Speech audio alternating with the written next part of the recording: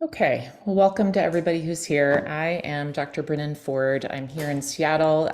If many of you are in Seattle, but you might be from around the country. Also, I work with students and families, helping them find the best school for them. I do a lot of college work, and I also do pre-K 12 work in central Seattle. So if you know of anybody who needs a consult there, let me know. Tonight is about college admissions, and part of my worldview is that everybody needs access to this information. And I have two sons who attended public school, and one of us is still in public school in Seattle. And I love the counselors at their schools, but those counselors don't have time and energy to adequately support students and families with the intricacies of figuring out where to apply, how to apply, and really how to prepare to do that, right? From eighth, ninth, 10th grade, what courses to take, what extracurriculars to be involved in, what summer plans to do. And so that's my job. And so I'm here tonight, though, to try to share the high level message with as many people as possible, because as one of my clients said, not everybody at the schools around you, Brennan, can afford a college counselor. And I said, absolutely. And that's why I work with people. I do a lot of pro bono work, a lot of sliding scale work, a lot of tiered pricing based on income. But I do also do these free webinars and trying to get the word out. So tonight, I'm so glad you're here. And I already did a little bit of an intro to who I am, but my practice focuses on relationships. So my relationship with all of you here tonight, my relationship with the students and their families that I work with regularly. And I'm really focused on students and their families' wellness, because all of this, since we've gone to social media and easy access to information and comparing ourselves to other people, there's can be a lot of stress and anxiety around school transitions and transition to college. And so I'm here as a partner to help folks in a little way or a large way. And I'm looking to help people find places, schools that are good fits financially, socially, academically. And I have a particular focus in my work on equity and access. I come from working as a school administrator in Seattle Public Schools and also as a faculty member at Seattle University, teaching classes in public education, public administration, research and evaluation. And so that's just a little bit about who I am and the lens that I bring. And so in the last few years, I have turned my full attention to school transitions and in particular, becoming a student of colleges. In this last year, I visited 40 schools and colleges in person, and I am ready to have a similar number this year. I am going down to visit Southern California schools in mid-March, and North Carolina schools in later March, and Boston schools in April, and Spokane schools in later April. So I really love learning about colleges, and there's so much to learn. And so I'm going to share a little bit about what I've learned tonight, and then we'll have time for Q&A. So the agenda for tonight, I want to thank Karen Kang for helping me keep on track with time and help monitor chat if needed. Feel free to use that chat tonight if you'd like. And also feel free to pause me if you have questions. Ideally, the question and answer would come in the second half. I promise to stop by the 30-minute point and take questions from you and do the best I can to answer them.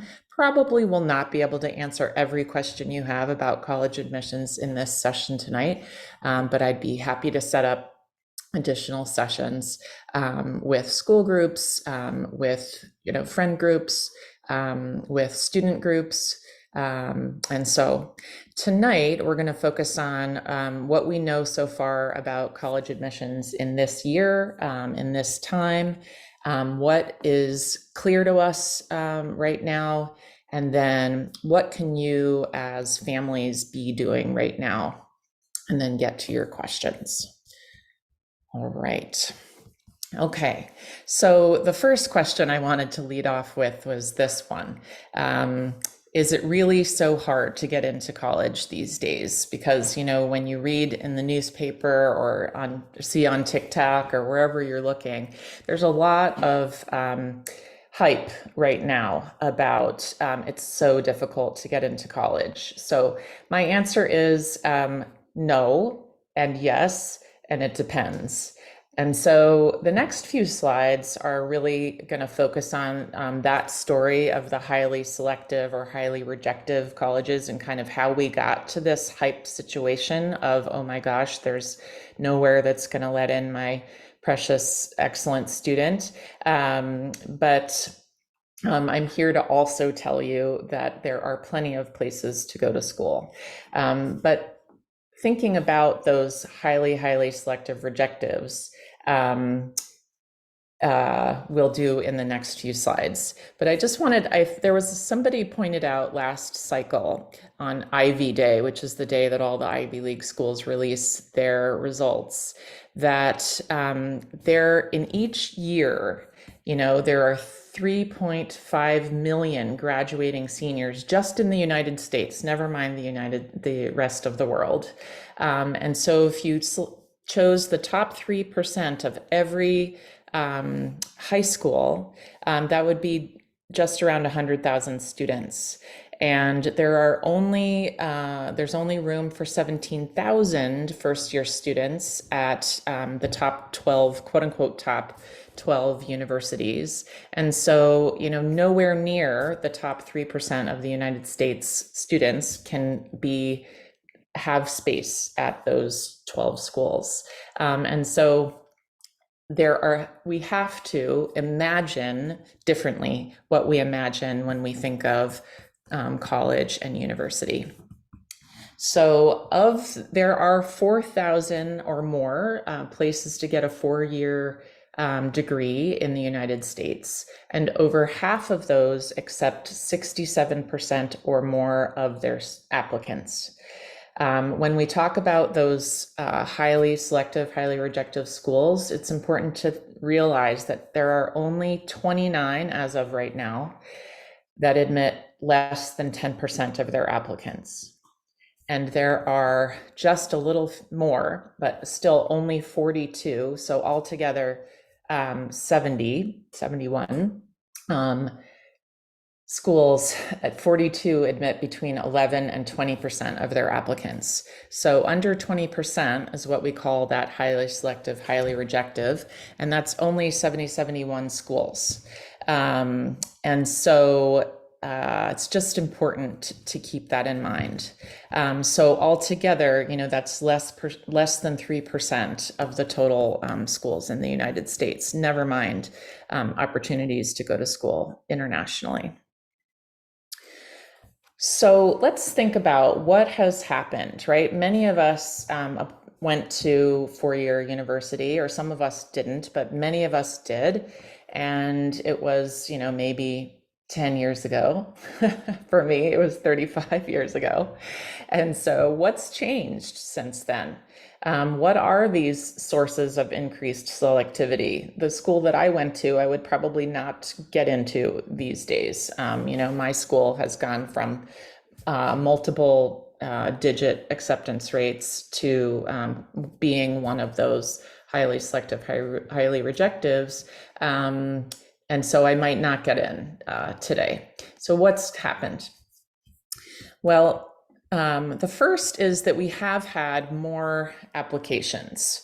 It's not necessarily true that we have more people in the college pool overall. Yes, we do have more overall, but many of the more applications that are coming in are coming from the same numbers of people, from the same people, sorry. But we do have more applicants to those select schools than we have before. You've heard that many colleges and universities are thinking about closing, and that the college-going population in the state of Washington, where I live, is very low and at a record low.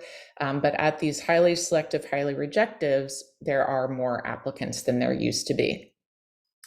Also, students, as they have their phones in their pockets, their computers in their pockets, and their awareness of brand, students have gotten to be really obsessed with not just the sweatshirts like we used to have, but right, the whole brand of a school. And the rankings are so published everywhere that students are really narrowing their view of what's possible. Also, even more than when I was in school, I mean, I still remember getting lots of brochures in the mailbox. That is still happening, and to such a larger degree. Last night I was sitting with a junior, and she was looking through her phone, just saying, who has emailed me lately, right? And so she's going through, and she's got, hundreds of emails from colleges. Well, how does that happen? She took a PSAT, she put her name down, and colleges purchased her contact information based on her demographics, based on her zip code, based on her test scores. And colleges are doing that to increase the number of applicants they get, because the number of applicants rising helps their selectivity increase, or their percentage acceptance decrease, and that helps them with number 1 and number 2, and helps them with their status, right? And then finally, since I applied at my dining room table with a typewriter, hand entering my information on each college's form, now we have a computerized common application, and you only have to put in your demographic and school information once, and then you can click and send it to thousands of schools. So with all of those 4 things in place, we have this increased selectivity at the highly selectives, highly rejectives. So reflecting on the results so far in these early rounds of 2023, things have really changed during the pandemic, during test optional. That's one of the main reasons that or one of the main components contributing to the change in results. 44% of applicants in the early rounds this year reported a score in their application. That's changed from pre-pandemic, when it was closer to 100%. And so more students are saying, hey, let me give an application into schools that I wouldn't have previously. As an equity advocate, I'm all for it. Yay, it's awesome.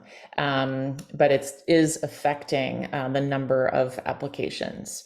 And students are in general being admitted at comparable rates. So if 44% reported a score, schools are saying that 40, whatever the percent is of people who submitted the score, in general, that's about how many students with scores are being accepted. So most schools are not finding dramatic differences between the people who submit and the people who don't as far as acceptance. That said, there certainly are students who are not prepared or qualified, who are throwing in applications because they don't have to have test scores, but that's not the rule. And there still are schools that are requiring tests, and we can talk more about that in the Q&A if you want. But as I said, another piece is that we've got that application inflation, that there's been an increase in overall applications from pre-pandemic to now. And one indicator of that is that University of Washington and Western Washington, two of our local schools, just went on to the Common Application this year, and they're expecting to receive at least 30% of an increase in applications from out of state by coming onto the Common App. And that's been happening at flagship universities all around the country for the last few years as they've joined Common Applications. And then the final thing is that, with social media, people are talking up certain schools. There's like a buzz around certain schools, and that's leading to over subscription or over application to those schools. And we used to think of those schools as being less selective, or yeah, no problem, I'll get in there. But as more and more people are applying, those places are getting more and more difficult to gain acceptance. Another trend that's changed since I was in school is that there are different waves of application deadlines, and many private schools use something called early decision. Yes, there's also early action, and we can talk about that in Q&A if you'd like. But early decision is the binding one. So you apply typically by around November 1st, and then you say, you are my first choice, and if I get accepted, I will go. No, for sure, I will withdraw all of my applications at the other schools, and I will attend. And so some of these highly selective privates have started really filling their class from early decision, which, as an equity advocate, I cannot support, but I can use that to advocate for students who are furthest from education justice, using early decision to their advantage. Okay, so certainly spread the word about that. Not all schools use early decision to the rates that are shown in this slide, but Barnard, they're leading with taking 62% of their class. So 62% of the people who they end up enrolling, they will fill in the early decision round, right? And so that is also making it at regular decision even more selective and difficult. And you'll see that this is at Vanderbilt. It's tracking acceptance rates over the past 5 years, that the number of the percentage of acceptances through early decision have decreased over time. What that means is that they've received more and more and more and more applications in the early round, and so it's gotten more and more and more selective in the early decision round. And so one other thing that is alive and well in 2023 is increased use of admitting by major at flagship state universities and otherwise. Student admissions offices that have relatively few admissions officers, like our University of Washington, do not have the bandwidth to do the work that would be required to admit to the university without paying attention to major. They had a few, difficult years where students who were first and second year students at University of Washington or at the University of California schools who weren't getting their major of choice, and they were having invested 2 years and then not getting the major they wanted, and then being stuck with either getting a major that isn't in an area of interest or transferring schools. Large universities have turned to admitting by major to control their enrollment, to make sure that there are enough open seats for people to get majors that they'd like.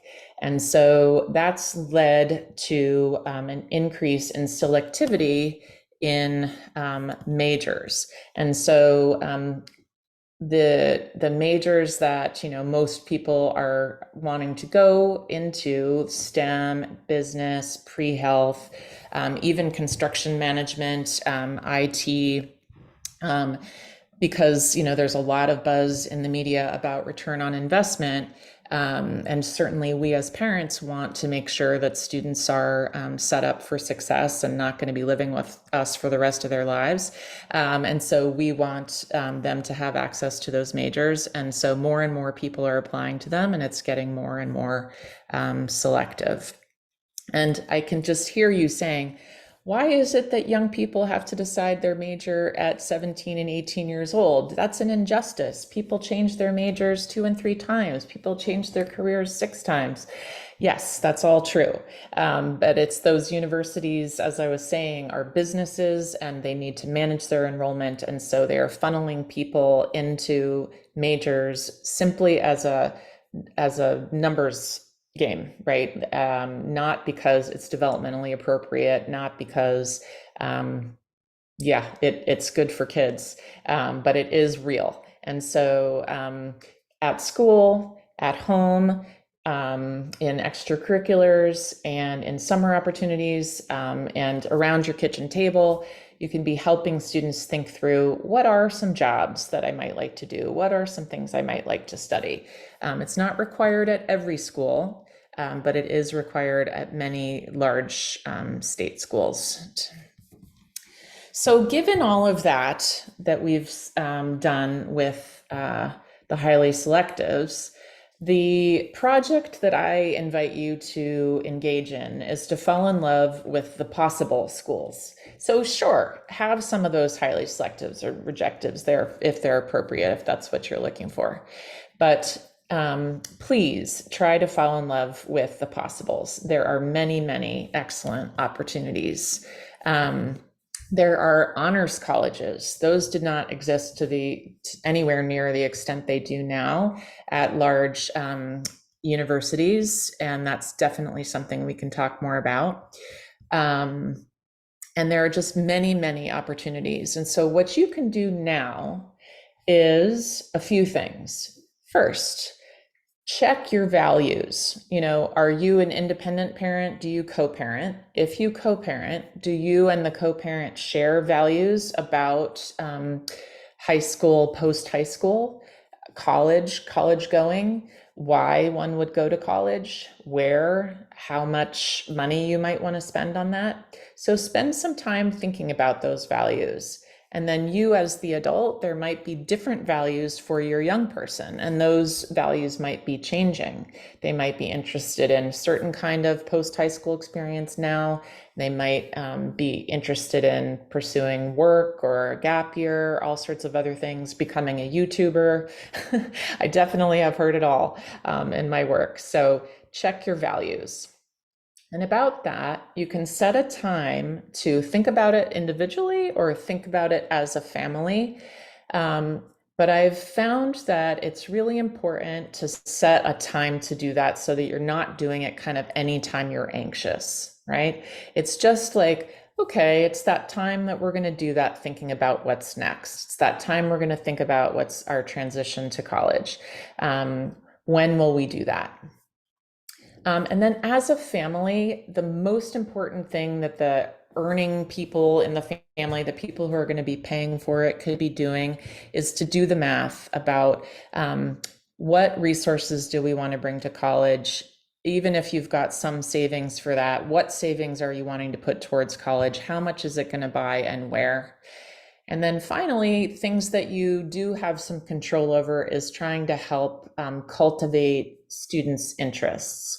Because a lot of people say, well, what are colleges looking for? Colleges are looking for engaged students, students who are interested in something, anything, could be,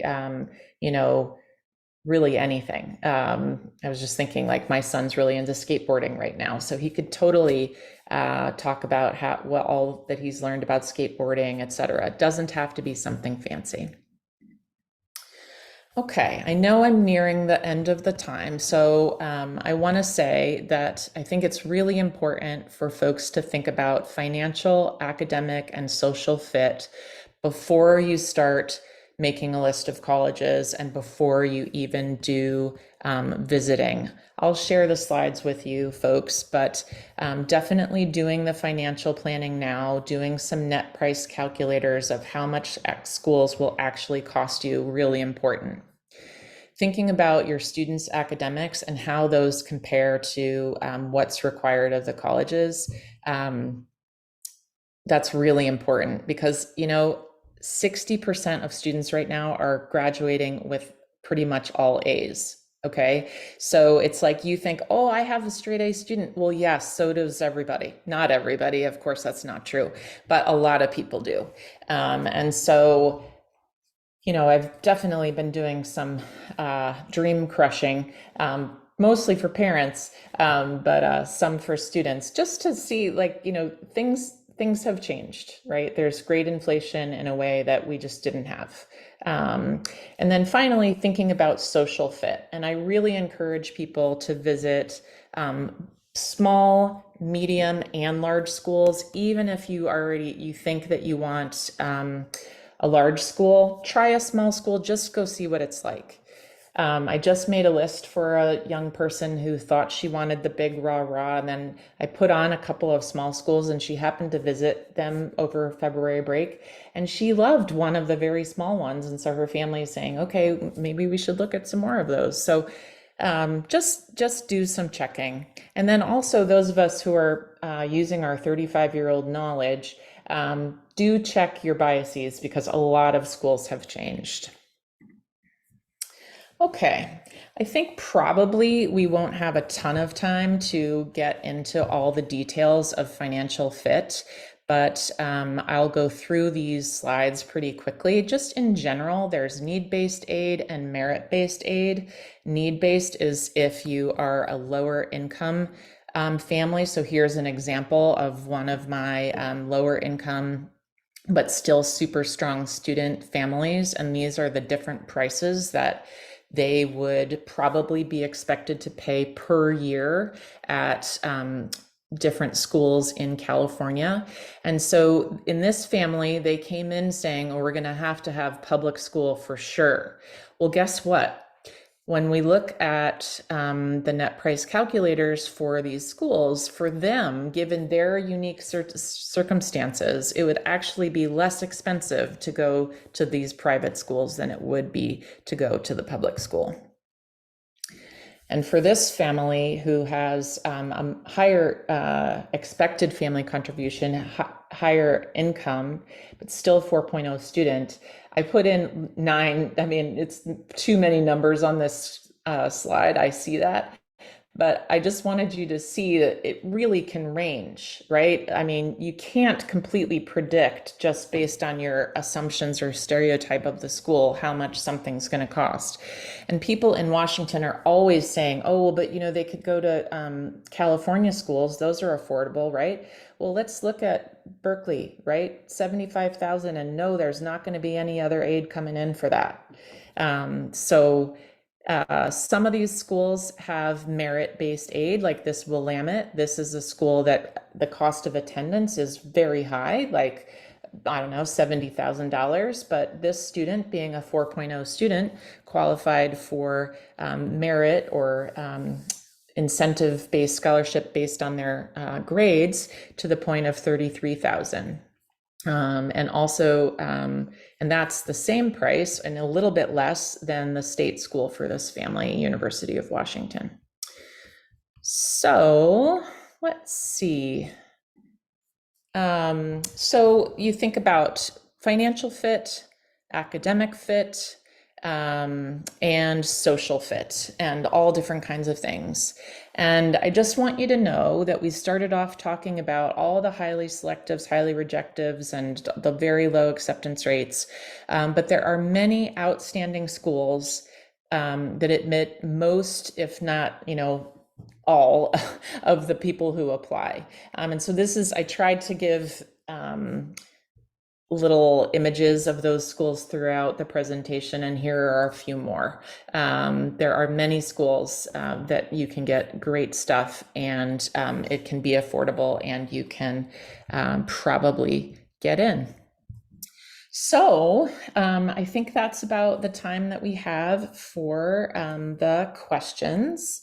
For the presentation, thank you. Thanks so much, Karen. Um, and I'm wondering what questions you all have. Feel free to put those in the chat um, or unmute and let's hear them.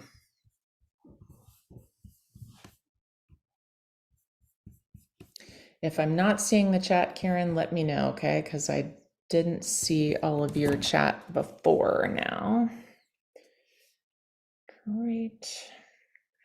Okay, Jared, you've got a question. Do you want to say it or do you want me to just say it? I can say it though. You can say it. Okay.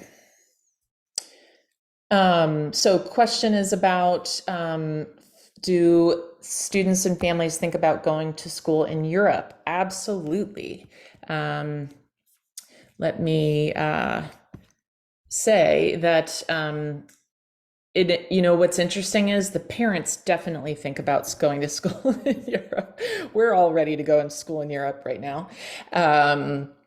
And some students are totally all in on that, right? And so we've got students who are in European schools where they're in English-based instruction. It's the exceptional kid who is able to go in, another language. There are those kids, but mostly it's kids who are looking for English instruction schools. We've got them, yes, in all the UK and Commonwealth countries, but also there are English speaking programs in many European countries. And then there are those schools like Duke has a program in Asia, New York, NYU has its Abu Dhabi program, Yale has an Asian program. So there are American schools overseas as well. So, you can go to, yesterday I was consulting with someone who's looking at University of Helsinki because her family is Finnish. But you can go to something like that, or you can go to an American school abroad as well. Do you have a particular question? The story is that it can be more affordable, and it really just depends because they do. Some have dormitory style living, but some have more apartment style living and isn't included in the cost of going there. So you have to really think about all the different components of cost, but it certainly can be great. And actually, there's one whole other way to go abroad. There's certainly the study abroad that we're used to, right? From your junior year abroad or your sophomore semester abroad. But now more and more, there's this opportunity to start overseas for a year. Northeastern is kind of famous for doing that, offering that as an option for their first year students, and there are a few others who do that as well. But there's also a program called Verto that helps people do that. Start for a year abroad, do your gen ed requirements, and then transfer to one of the schools that you maybe have already gotten into or one that they'll help you get into. So there are a lot of different things. Jared, did that answer it, or are there particular other ideas there? No, thanks. Okay. I see a question in the chat about extracurricular activities really that important to colleges? And if yes, is that all colleges or only some? Really excellent question. So extracurricular activities is the question. And I want to say that there are many things that can be included in extracurricular activities. Okay. So like my son who's learning to skateboard, he's not doing that through any organized group.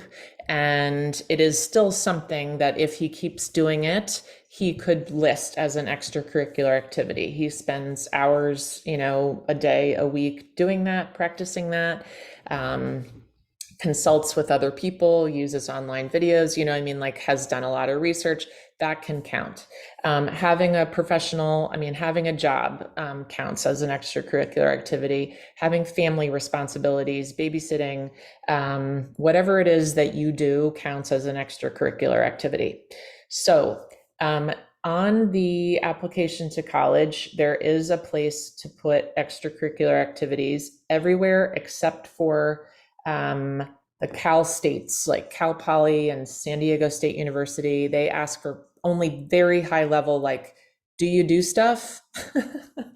Yes, no, kind of thing. But everybody else is asking for a list of extracurricular activities. Currently, you're limited to 10. And do you have to fill all 10? No. They really just want to know what floats your boat. What do you care about? What's important to you? That said, schools are reliant on participation. So they want people to come and participate in their classes, participate in their clubs, their activities, their sports, their orchestras, their plays, their film clubs, their outdoor groups, their all that stuff. They want people who are going to come do that. And so if you can say that you are a person who would come do those things, then great, you are going to be an asset to them.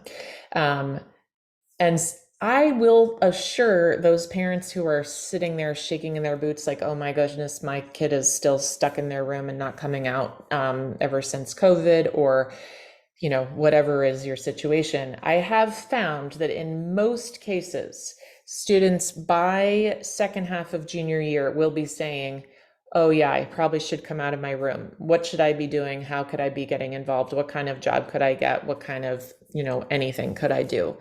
It's not everybody who does that, but almost everybody does come out of their room by then. And so, is it crucial for colleges? Yes. But does it have to be Eagle Scout? No. That's my answer. Did that get it, or anything else, Erin, that you would like to follow up on that one?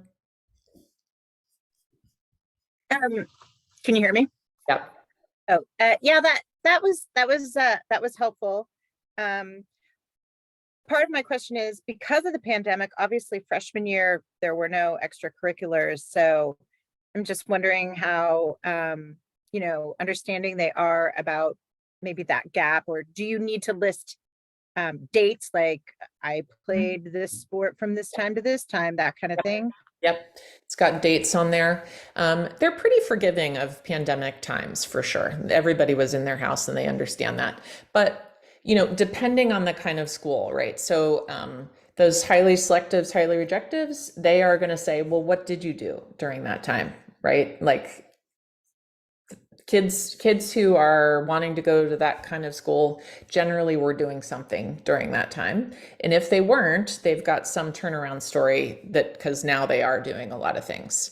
There are plenty of schools though, like schools that I showed in the slides, that you don't have to have super impressive extracurricular activities to go to, and you'll get a great experience. They're not lesser. Really, you will get good instruction. Really, you will get good job opportunities. They're just different. Yeah. Okay, other good questions here. What is the best way to start evaluating finances? Is there an online calculator that helps, for example? Yes. If you Google this, right now it would be EFC, E for expected, F for family, and C for contribution calculator. College Board has one. Lots of different, there's a site called EDMIT, EDMIT. So it's an EFC calculator. That is about to change from EFC to SAI, Student Aid Index, but it's still EFC calculator. But over the course of your student's time, it's going to change. It's going to be the same thing, but just a different group of letters. So you go on there and try to use, this, the 22 tax return that you're just working on, the most recent data and actual information, like try to really do a good job, and put in your, home equity, and then all that stuff, put it all in there. And then you'll get a pretty accurate read. From each school has what's called a net price calculator on their website. With my clients, I use a program called College Aid Pro that someone can, as an individual, subscribe to. I think it may be $150 a year. what that it does is do it for you. So instead of having to go to every single university's net price calculator and put in your information and get it out, you will put in your financial information there and then just click the button that you want all these different schools, and then it'll generate the net price calculator for you for a whole list of schools. So I like that because it's just quick and easy, but you certainly can do it for free with a net price calculator. And I'm going to go on, but I'm happy to follow up a little bit about that if you want. Just jump in. What is good timing to take the PSAT and SATs? Really good question. Many schools offer the PSAT in the West, and I haven't seen a lot of places that you can sign up to take the PSAT privately. But has anybody else seen that you can? I haven't seen that. With the SAT, so PSAT is generally, at least in this region of Washington, is offered junior year. It used to be offered 9th and 10th grade also, so some districts may still do that. But the junior year one is the one that feeds the scores in for that National Merit Scholarship Index, and is the one that can be most predictive of your SAT score. So what I advise is whenever you have taken pre-calculus or the equivalent of pre-calculus, whether it's, trigonometry or whatever your school does, whenever you've done the pre-calc, that's the time to take the SAT at least once, and see how you do.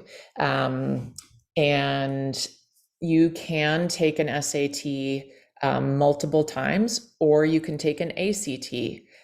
Actually, if you've got students who are 9th grade and younger, the SAT is going to be changing over their time. And so my test prep expert friends are recommending that those students strongly consider taking the ACT because they're equivalent. One was developed in the middle of the country, one was developed on the coasts, but they're used interchangeably. And the ACT is not changing during this time.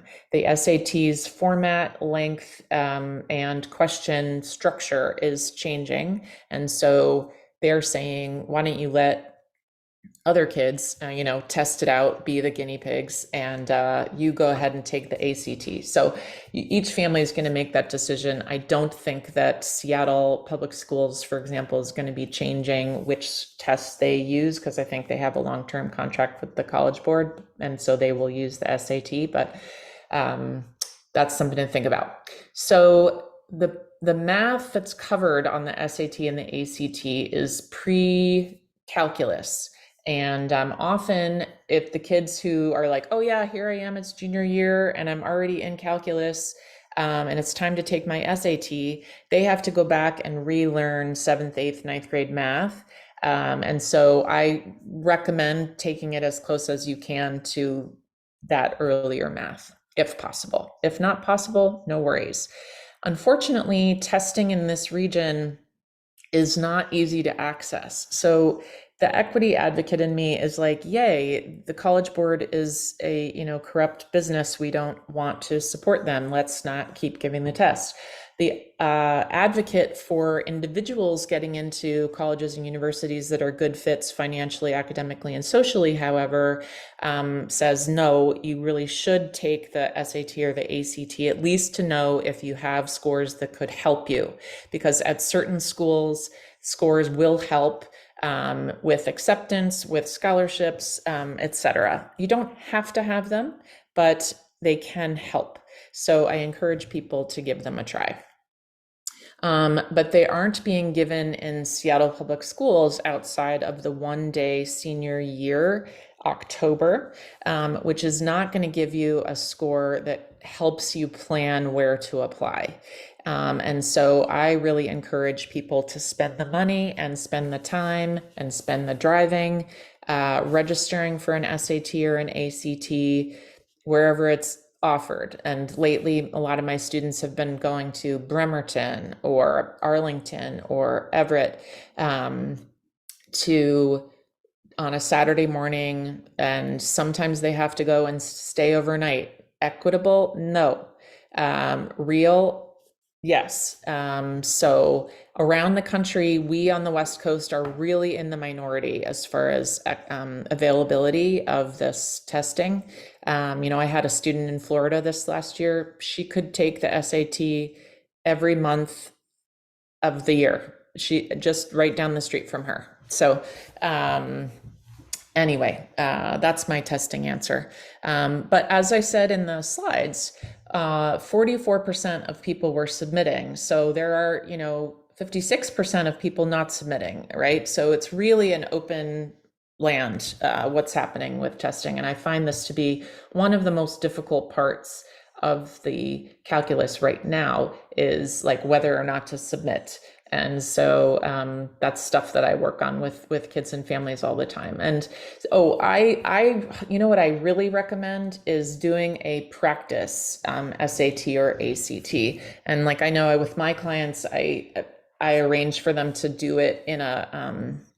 There are different test companies that I'm sure you can connect with as well that offer free test sessions because they're hoping that you'll, buy test prep with them. But they offer them at local hotels or universities, and you can go and do a practice and then get your results and see, did I do well? Did I do better on the ACT than the SAT? It's never too early to do that, I guess. If your kid's interested or your kid's willing, they can do a practice test and see how they do. If your kid's not willing, then let them talk to somebody else, a professional or a teacher who encourages them to do that, right? Cool. What else have we got?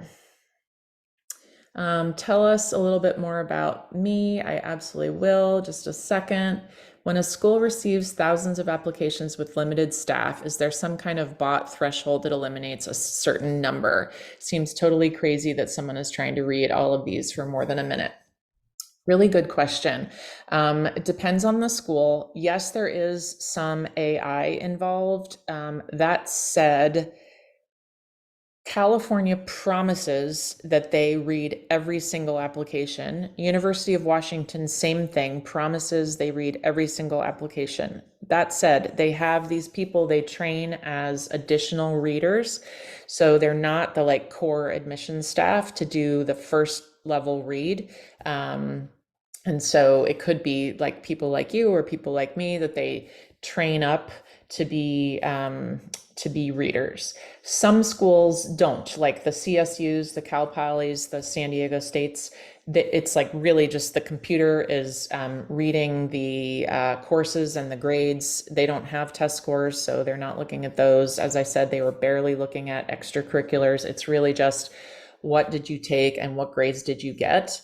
And that's how, and then they're giving people numbers. University of Washington does admit also to using courses and grades that way to give people numbers. Like they run people's courses and grades through an AI machine, and then they rank people based on that. And then, as I was saying, they admit by major. So they have the people in each of the major groups, and then they have a threshold. These people make it, these people don't. Then they have a check for Washington State residents. If you have submitted an SAT or an ACT and you're over a threshold, I know for SAT it's at 1,400. If you're over 1,400, then they'll look again at your application and make sure they didn't make a mistake in that initial calculation. But they do really read the essays. I'm thrilled to say that I had one of my students today got that presidential scholarship from the University of Washington. I know somebody else in the room who got that too. And it's really for students who are outstanding leaders in their school, and they have to be nominated by their teacher and counselor. Anyway, that was not because of her grades and scores. That was because of who she is and the essays that she wrote and extracurricular activities that she did. So it's really a combination. Most schools use something called holistic admissions, which is looking at all the parts, the essay, the activities, the grades, the tests, the teacher recs, all the parts. Happy for follow-ups if you want to chime in. Okay, any recommendations for summer activities between junior and senior year? Yeah, well, so certainly if you want to follow up with me, I have a big file, a big Excel spreadsheet of like all sorts of summer activities. But in general, the times for summer activities that are like meaningful and that might help you sort out what you would put down as a major, what you're interested in, how you want to be a contributor in the world, is ideally 9th and 10th grade. I know that's crazy. And then that summer after 11th grade, it's time to be percolating, reflecting, making sense of the experiences that you've had so far, and writing about those things. That's the ideal world.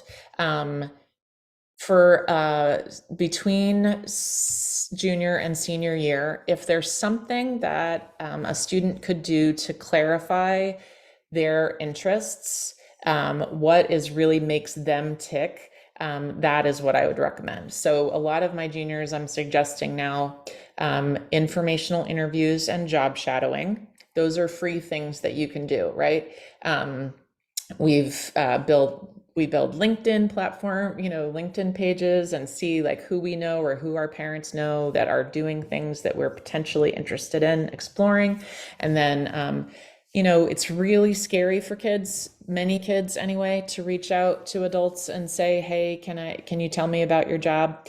But kid after kid who does it, they're really, really enjoying those conversations. And we parents can really help with that by, inviting people over, making connections with people we know. And you never know, like even just asking, friends and family members, what do you do? How does it work what you do? Even if the kid has no interest theoretically in that, but like just to expand the possibilities of what is a career, what is possible. Even, right, your kids probably don't even know what you do very much, right? So, talking with them about that. And then there are those pre-college programs at college campuses that cost a whole bunch of money usually. Those can be great if your person is having trouble wrapping their mind around what is college, right? Like some kids have been sitting in their rooms behind screens for the majority of the last few years, and they really are having trouble imagining college. And so if your person is like that and will be persuaded to go do a pre-college program, that's a whole other issue. Those pre-college programs could be the ticket to, inspire and excite them to imagine themselves on a college campus.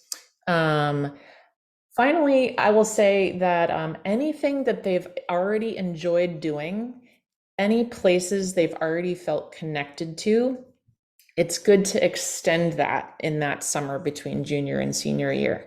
So like if you've always gone to a camp, like how can you give back to that camp? Or if you love a particular sport or activity, how can you spread that sport or activity or contribute to that sport or activity in more of a way? And then if you haven't ever had a job or a paid job, then sure, that would be a fun time for that too, right? Like I think having paid work is so helpful for kids at gaining independence, gaining a sense of efficacy, and purpose. So those are some ideas, but there are plenty of like specific ideas too, like, exact programs. And I do have a spreadsheet of all that. So I'm happy for that.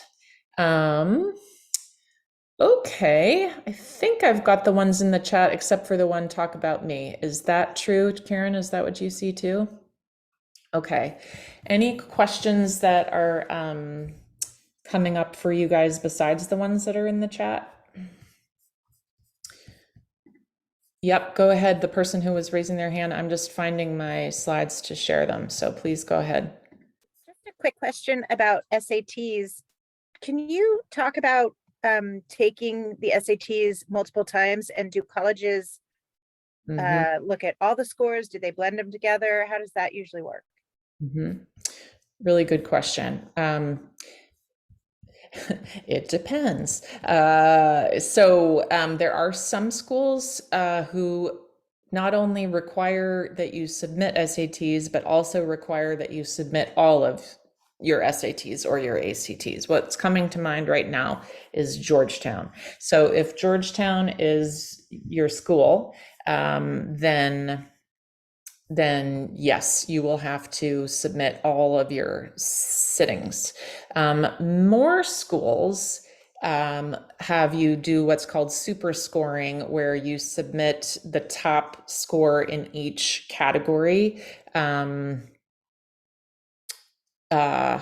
with your application. So it's just worth checking each school. That said, I can tell maybe what your underlying question is, like how many times should we take the SAT or the ACT? And I do recommend taking it at least twice unless you nail it on the first one. I find that, you know, kids definitely do better when they have like, okay, that's how that went. Now let me study up again and try it again. So, and that's pretty standard. So you wouldn't have to worry about that. Um, okay, Molly, I see your question. I'm going to be trying to, for a second, find this slides. Ah, there they are. I see. Got it. Okay, so Molly had a question about expanding on the calculations that schools run on student class selection and grades to develop a ranking. So this is one of those black box things. Well, not everywhere. University of California has an explicit system. So do the Cal States. You can Google it and see what their weight is for the different kinds of classes, the different kinds of grades. But they are an example of a school or a system that recalculates GPA. So they don't take the GPA that the student submits and just say, fine. What they do is take the courses, take the grades, and put it into their calculator and come up with their weighted value.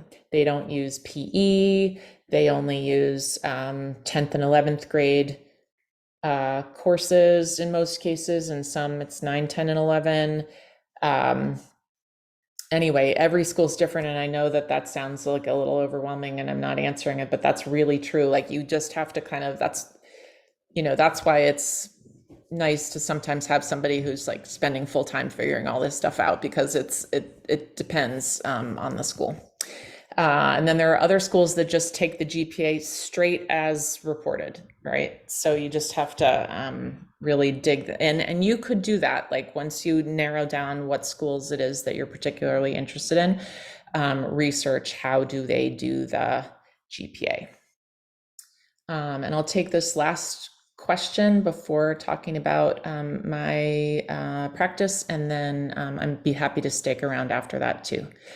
Okay, last question from Caroline or Carolyn is, how important are AP classes and the high school profile of where your student attends? So the high school profile is a document that the counselors put together from each high school, and they describe the school, describe the demographics of the students, describe the courses that are available, describe, generally speaking, where people go to college, how many go to college, and they share that with universities if the university accepts it. Some universities don't accept that information, but if they do, it's very important, because that gives the context of how they look at your young person compared to the other people, the other students at the school, and compared to what was available to them. So course selection that we just are going through now, super important for a student to be thinking, how do I want to be signaling to colleges who I am and what I choose when there's a choice. So that's where AP classes come in. If your school offers AP classes, not every school does. If your school does, then and you want to go to a highly selective, highly rejective, then yes, you should try to take as many as allows you to be well, healthy, and to get good grades. And because they are looking for people who challenge themselves, people who are taking rigorous coursework. If you want to go to a school that values learning, but that isn't all about being highly rejective, highly selective, then AP classes are less important. It really depends on who it's a way of signaling who I am and what my goals are. So every family is different. Every family's values are different. Every parent, every student is different. And so how important APs are depends. Yeah. How about that for a great it depends answer? How about I will take the class rank question in a second. Let me just, for those of you who are planning to wrap up, because it is the end of the hour, just share for a minute how I work with people. If I can do that, I get my slides back up. I work with, so people who do my job, many of them do work with families in a way that's called comprehensive, which means that you say, okay, I want you to be my private high school counselor, basically, for high school or for whenever you start with me. And so that I do that. And I actually love doing that. Let's see, here's my contact us. Here's you can go to my website and you can see the different options of ways that people work with me. So definitely I do the package. I love that because then we get to develop that relationship over time, and I get to help with course selection and summer and extracurriculars and all this stuff that's super fun. Love it. But that's not for everybody, both for financial reasons and for just not their style. Definitely have students who are pretty independent and they just want somebody who knows more than they do about this, and they have particular questions and they want feedback on their college list and their approach to writing. And I absolutely work with people that way too. On an hourly, like a 1 hour basis, or I have packages of hours. I would say that for somebody who is starting at the end of junior year and wants support through the application season all the way, ideally that would be a 16-hour at least kind of situation. That's just what I've found people mostly use. There have been a few students who have been super independent and they use less than that. But that's my experience. That said, I definitely work with people. I have people for whom I've just helped them with the list. So I don't do that all around the country. I'm really a locavore, right? I really want to be connected and be in relationship with people in my community as much as possible. That said, I do love East Coast clients because then I can fit them in at different times, here in Seattle. And I do also love working with Running Start students. I have a lot of Running Start students too. And that's super, super fun. So that's where to find me. And I have all the information on my website about, what I charge. I don't have all of my tiered pricing by income on there, but I do have the fact that I have that. And so that's on there. So let me leave that up and just say thank you to everybody who's been here, and stick around if you'd like to talk about class rank. And I'll definitely stay as long as people want to stay. Thank you so much, and feel free to reach out.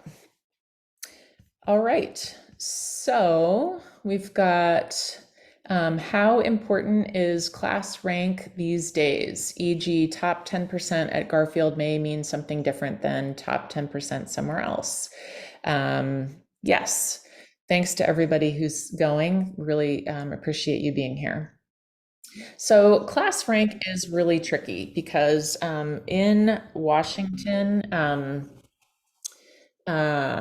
in Washington, we actually don't have class rank. Like it's not supported. The laws are such that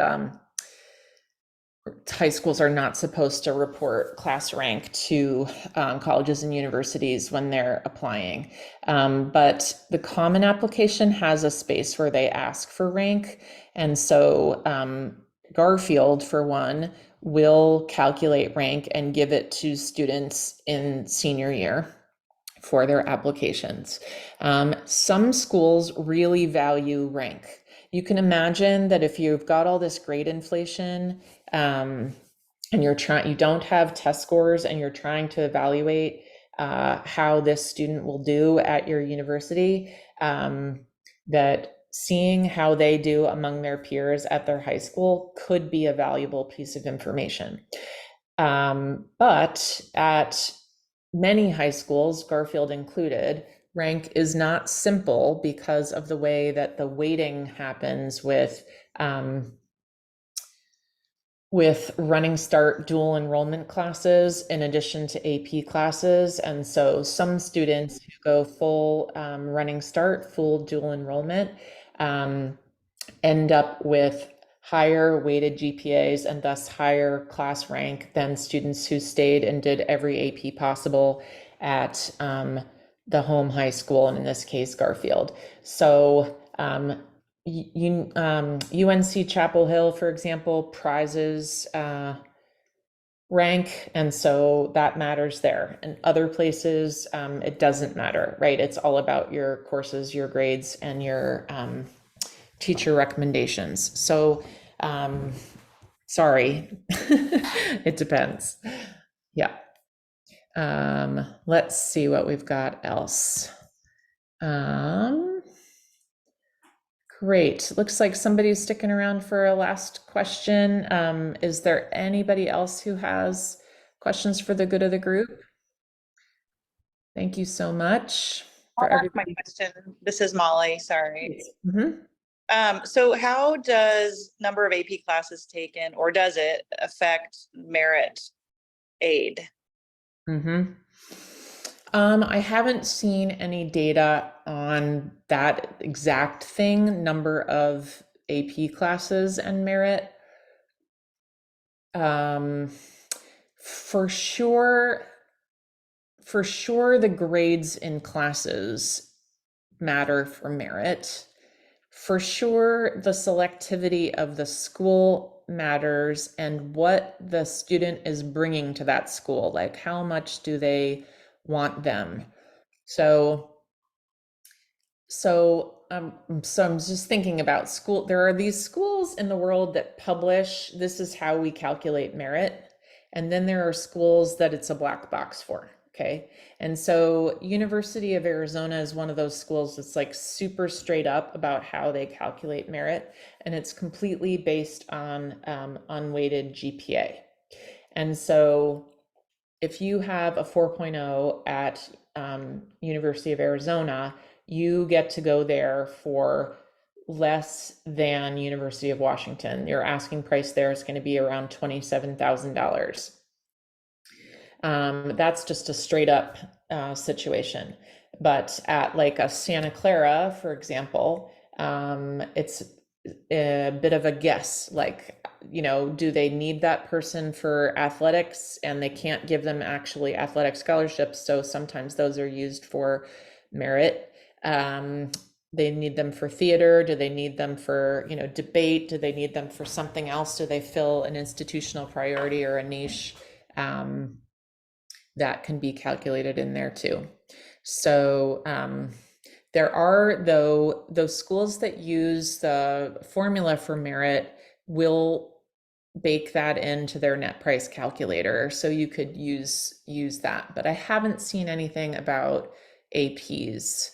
It's just GPA thing, which APs would help with GPA. So, Can I but say something, yeah, Brennan? please, Karen.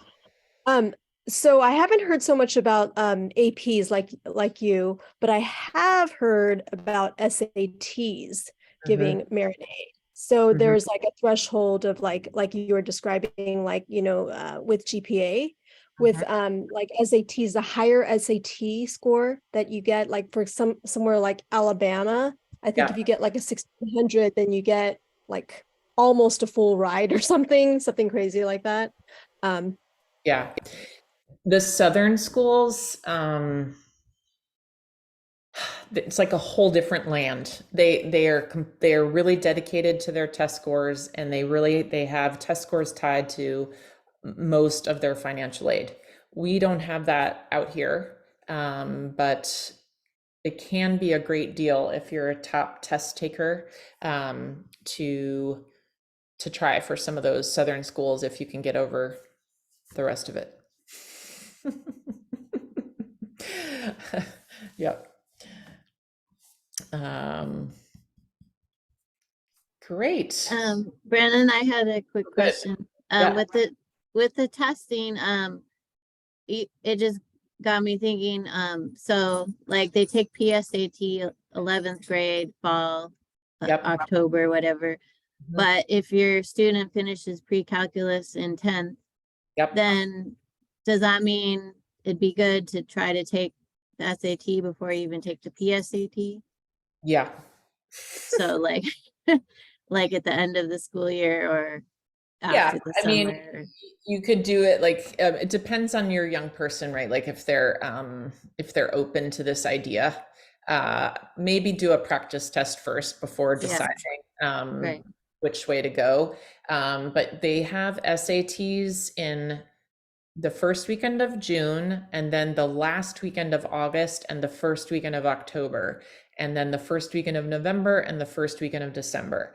So a lot of times juniors will take it any one of those times, before they head into the second semester junior year, where they're like really buckling down, getting ready for any other kinds of assessments and tests, if they've already finished pre-calc. If they haven't already finished pre-calc, no worries to wait until that's over.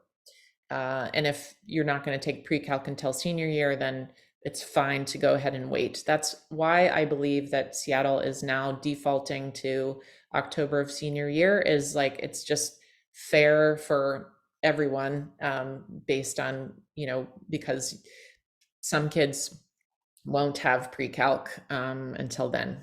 So. Okay, and then what I heard was the SAT was gonna change starting 2024. Yes. So any tests they take through 2023 would be the old tests that they could study for with the existing study materials, but then the new tests, you won't have any study materials for, so it's kind of like a, Well, it'll be the same study materials. I mean, it's not going to change like really substantively, but it's going to change. It's only going to be, it's going to be an hour shorter, and they are going to have adaptive testing, adaptive Yeah. questions like they did with the Smarter Balanced. So we just don't know the reliability. It's probably going to be it's they're taking it now in Europe, so they're going to test it to make it reliable. But it's just but you could end up with, like, if you took it in 2023, you could end up with a, a varied score if you then took it the next year and it's a different test. you But could. then I guess then they graded on a curve too. So I guess Yeah. everybody's at the same disadvantage when they start up the new test, I Yeah. guess. Yeah. You do report when you took it, right? So it's not like you're just giving a score. You say the score and then the The year. date. Okay. Mhm. Okay. Something to think about. Thank you. Yeah. Yeah. Linda asked to talk more about Running Start. Is there a particular question about Running Start?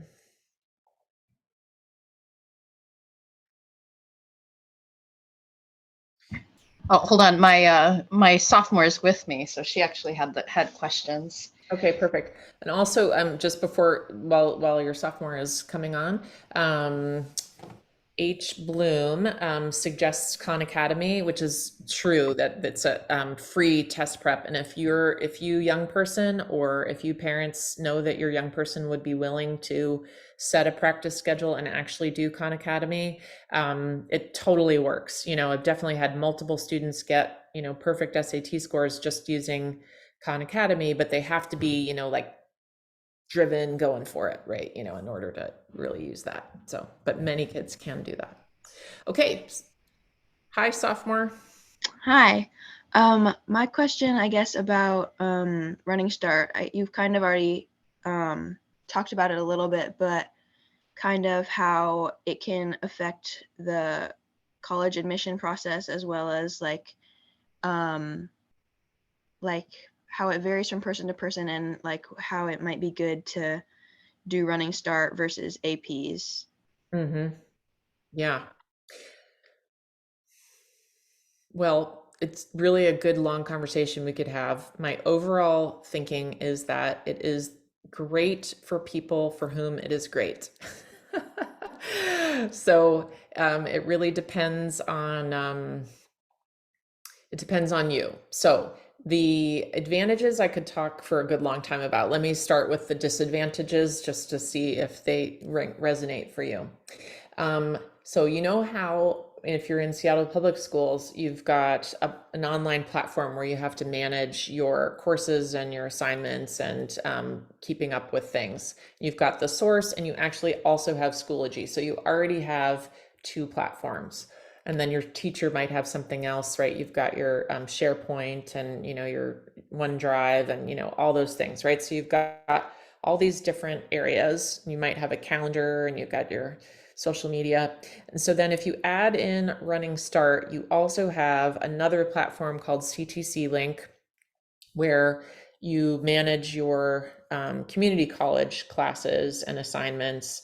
And there is another counselor over there who isn't going to be tracking you down, kind of like it is in Seattle Public Schools already. But there's like another person who you need their help, and you're not going to be, you have to go find them to get the help. So what was I going to say? So those are the disadvantages. Okay. The advantages are many if you are an independent person. So you can take 9 classes a year, whereas in Seattle Public Schools, we are limited to 6 classes a year with maybe the before school band or something like that, but mostly 6 classes. So you can take 3 more classes, which is like amazing from my perspective. I love learning. So that's great. The disadvantages are that many of those classes right now anyway are being offered online.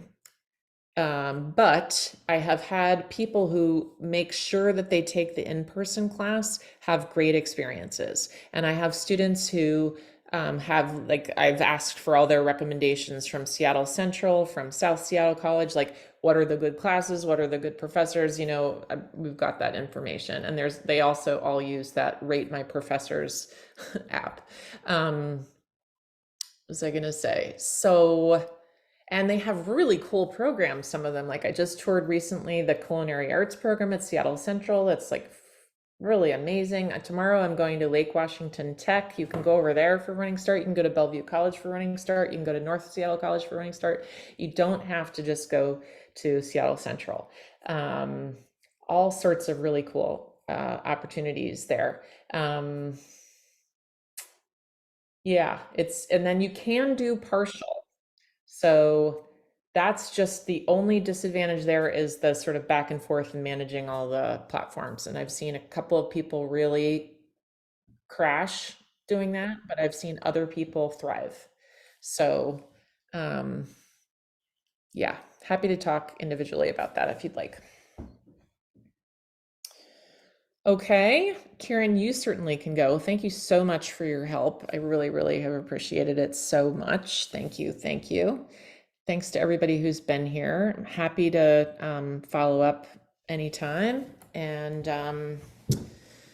yeah, I'm happy to stick around and chat with people I know in the room too. But anybody have update or things they want to talk about?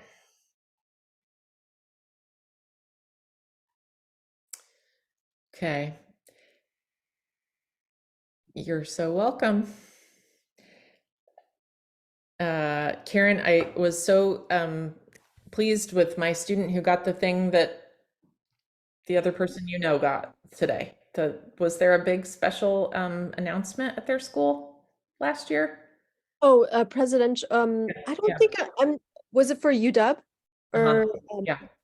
oh, she didn't get the president, she got the honors, Oh, scholarship. got it. So Got I it. don't know that, she did get a presidential scholarship from some other college, but she Oh, didn't go. gotcha. But it was because it still wasn't enough to cover everything.